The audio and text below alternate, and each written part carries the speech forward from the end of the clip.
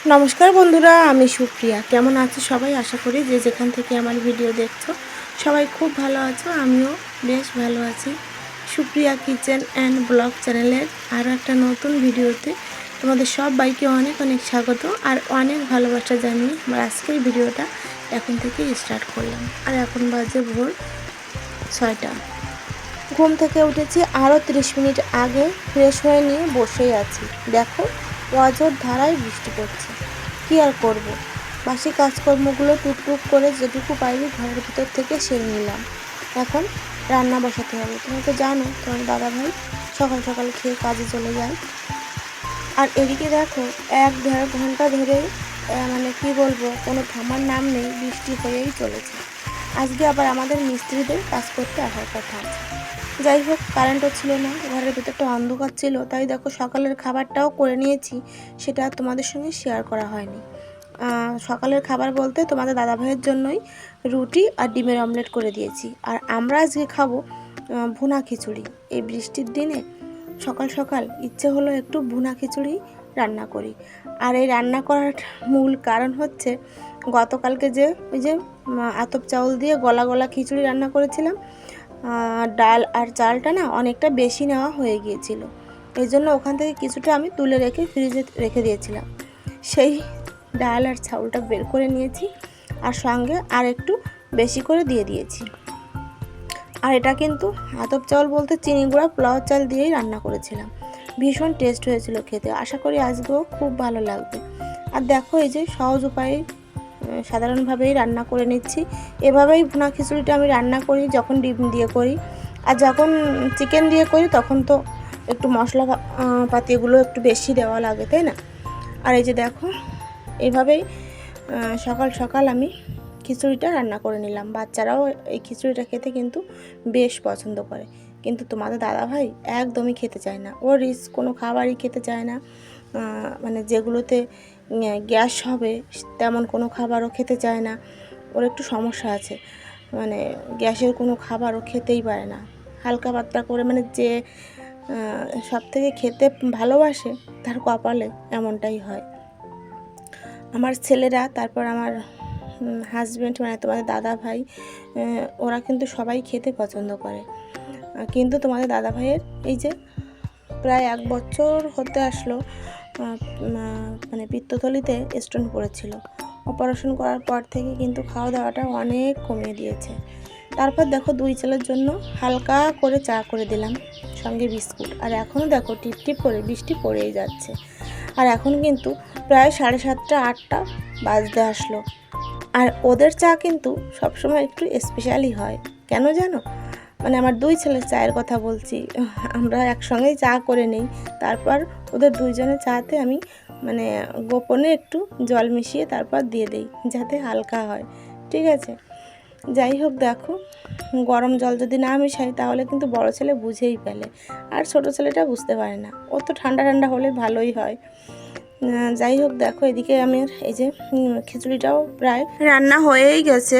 আরও গোটা কয়েকটা কাঁচা লঙ্কা দিয়ে কিছুক্ষণ ঢেকে রেখেছিলাম। আর তারপর তো আমার আর তোয়ারই সইছে না।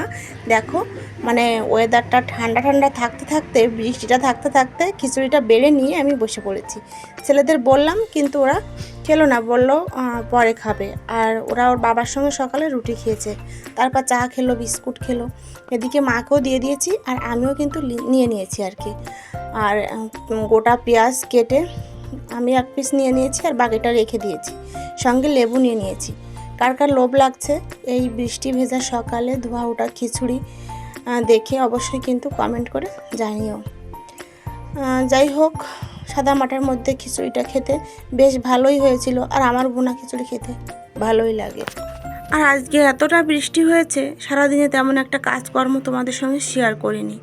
আর এদিকে দেখো মিস্ত্রিরা এসেছে কাজে। তোমাদের বললাম না বৃষ্টিটা একটু কমে গেছে, মিস্ত্রিরা কিন্তু কাজ করতে চলে এসেছে। আজকে থেকে আবার ঘরের কাজ শুরু হলো। এই অম্বাবসীর কারণে কিন্তু 3-4 দিন কাজটা বন্ধ ছিল, তার আগে একদিন আবার কাজ করে গেছে।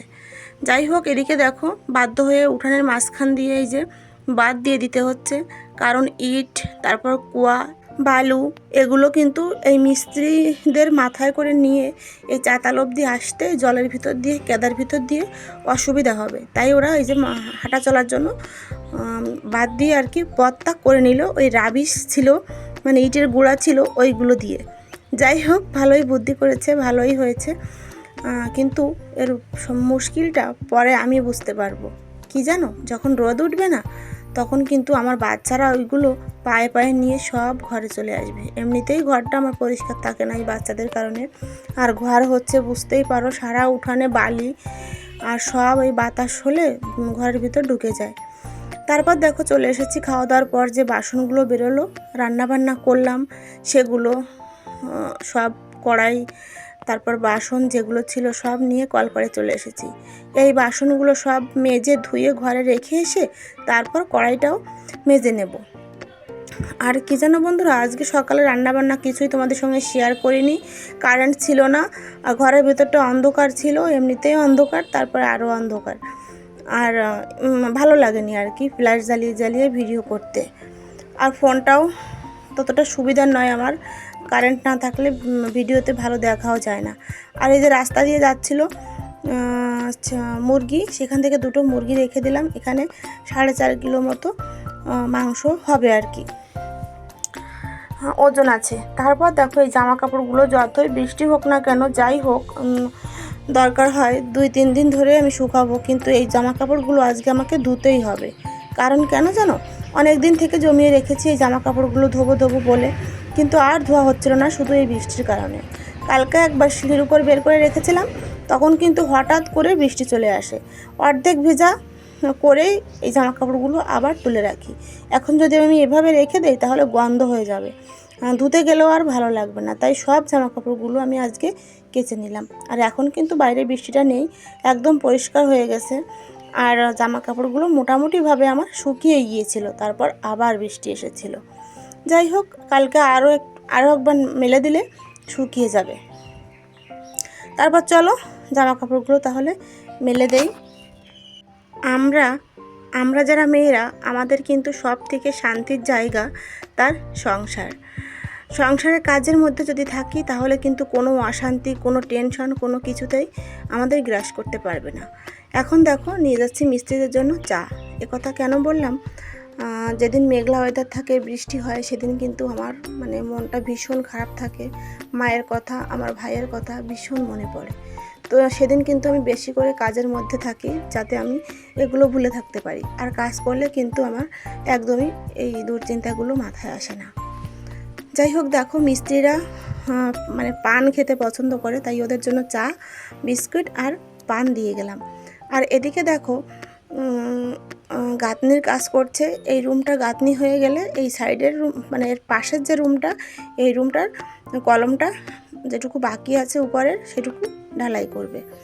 তারপর দেখো আমি এই যে এখন মিস্ত্রিদের চা করে দিয়ে চলে আসলাম বিছানাটা গুছিয়ে নিতে। স্নান করেই তারপর মিস্ত্রিদের চা করে দিলাম।